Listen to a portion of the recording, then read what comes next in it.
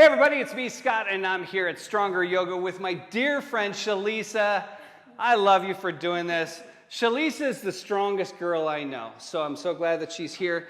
And the first pose that we're going to help you break down in this series is just a lunge. So I'm going to have her turn to the top of the mat. These amazing mats, by the way, I want to give a shout out to Big Raven Yoga Mats for supplying us with this beautiful Audrey Hepburn mat. But, okay, let's talk about this pose. I'm getting so excited by the mat that Shalisa's thighs already burning. So the first thing that we want to do is pay attention to your feet, okay? We can reach, we can extend, we can do a lot of things, but your feet is your foundation. If that's obviously what's connected to the earth, it would obviously be different if you were doing a handstand, okay? But what's important is that there's a 4-inch gap between the feet. So the cue I usually tell people is imagine that there is a 2x4 lying down the center of your mat.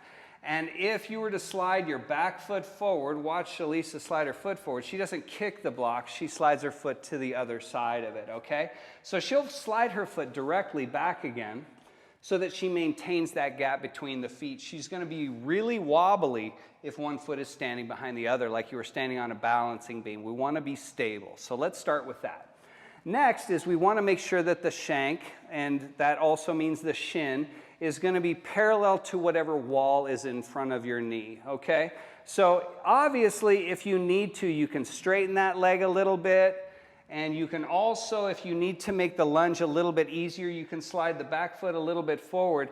But what she wants to do is just bring the kneecap forward until the shank is parallel to a front wall, okay? So next we're going to have her reach up. Now because she's got one foot stepped behind her, it's important to know that the tendency obviously is going to for the hips to want to turn to the right if her right foot is back. And she's doing a great example there. So how do we get this hip forward? Well, we could try to turn the chest to bring the hip forward. That might kind of do it, but that's not the right muscle. So let's instead rotate this right thigh backwards. So the inner thigh goes back, and the rotation of her thigh carries her hip forward. We call this back leg the steering leg because it literally will steer her hips, okay? Now, one more thing, and we're going to have the camera come all the way around to the back and pay attention to the foot for a second. Her heel is high because we want to stretch the bottom of the foot, let it enjoy being out of shoe for a little bit. We want to increase range of motion right here at this big toe joint. That's called the hallux joint. So her heel is high and her leg is straight. Now, if you can imagine me grabbing your foot, if you were in this position, trying to take your foot off of the floor, she's going to do what we call a dig. That's like a shovel literally going into the ground to dig down. And also, I can't push her knee to the floor. She's going to resist, right? So she's engaging a lot of quad, a lot of calf, which puts a lot of tension on this superficial front line from basically her collarbone to the bottom of her foot. Her hands are reaching up, and if you can imagine one more thing, if you were doing this pose, if you're doing this home, or if you're teaching this pose, just try to take your arms back so you can't see them out of your peripheral vision, while at the same time, don't give away all of the heart and the ribs. So we want to keep the belly tight.